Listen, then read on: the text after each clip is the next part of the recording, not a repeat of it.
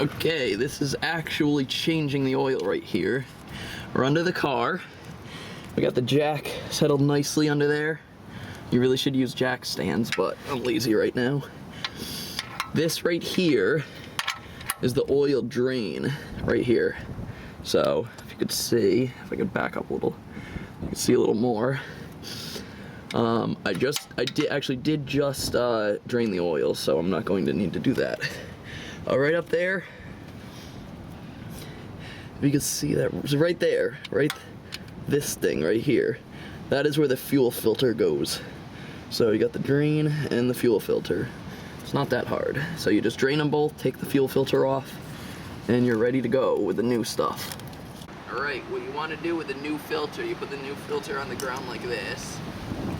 In my case, I'm using a funnel because this thing is way too big to just pour it in. And you actually want to pour the oil into the filter.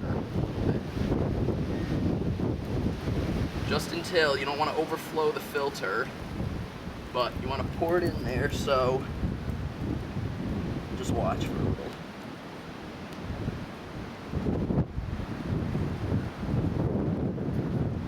You want to pour it so that the filter, not like what I just did, but hopefully that won't be that bad. So in a second, it's all going to bubble down and go in there. And that's really important to fill this thing up first before you put it in the car. People don't do this, but that'll wreck your engine if you don't do this.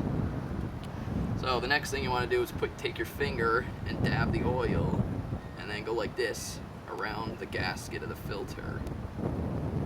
That'll get it nice and lubed up, so when you put it in there, there's no friction.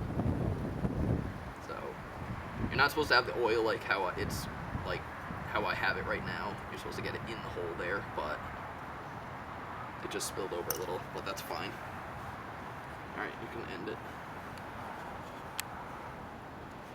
So you take the filter after you did the lubing and put in the oil in the hole there, just until you could see it, the oil.